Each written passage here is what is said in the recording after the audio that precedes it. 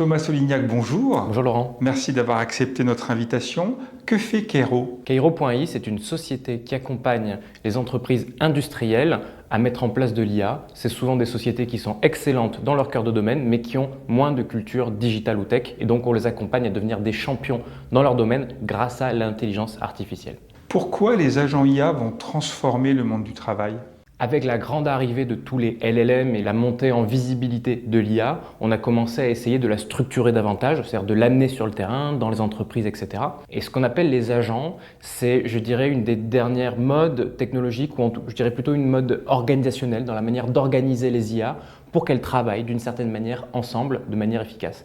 Et donc l'idée de l'agent, c'est l'idée que plutôt que d'avoir une seule grosse IA, on ait parfois plusieurs IA spécialisées avec des rôles spécifiques qui peuvent interagir entre elles ou non, mais qui du coup, voilà, chacun va être en charge d'une partie d'un processus ou d'une réflexion, et c'est ce qu'on appelle des agents. Comment aidez-vous les entreprises à augmenter leurs collaborateurs? D'abord, on cherche là où sont les chantiers les plus stratégiques parce qu'on ne va pas aller dans tous les sens en même temps, on va chercher là où il y a vraiment de la valeur. Et effectivement, de temps en temps, on est sur ce qu'on appelle augmenter le collaborateur, ça veut dire l'aider dans son travail, donc il est toujours en responsabilité de sa chaîne de valeur, mais d'une manière différente.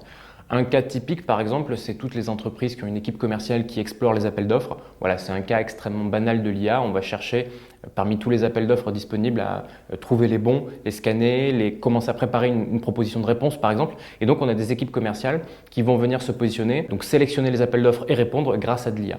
C'est un exemple, mais on a aussi, par exemple, tous les métiers qui sont liés au placement de candidats, toutes les entreprises qui positionnent en fait des ressources humaines, qui de plus en plus utilisent l'IA pour trouver les candidats, pour les faire matcher avec des fiches de poste et puis pour argumenter la raison de leur positionnement ou la manière de les intégrer dans une équipe, par exemple. Donc globalement aujourd'hui, peut-être je dirais même qu'un des champs applicatifs les plus évidents pour l'IA, c'est tout ce qui est lié aux documents et au texte, où effectivement on augmente les collaborateurs dans tous les domaines. Quelles sont selon vous les prochaines étapes de l'IA? Une des prochaines grandes étapes de l'IA, ça va être de faire de plus en plus une structuration de l'IA. Si on prend vraiment sur le sens profond et technique, là on est vraiment sur des modèles qui grossissent et on se dit voilà, si on veut plus d'intelligence, il faut plus de puissance. Au bout d'un moment, on va s'arrêter, il va falloir commencer à découper les problèmes.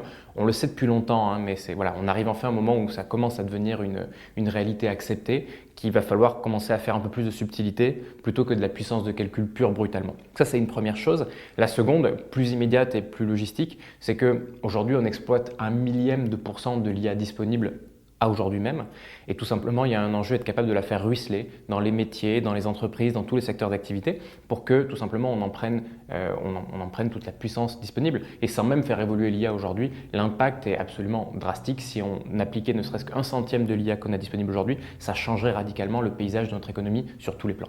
Thomas, merci beaucoup et bonne continuation. Merci beaucoup.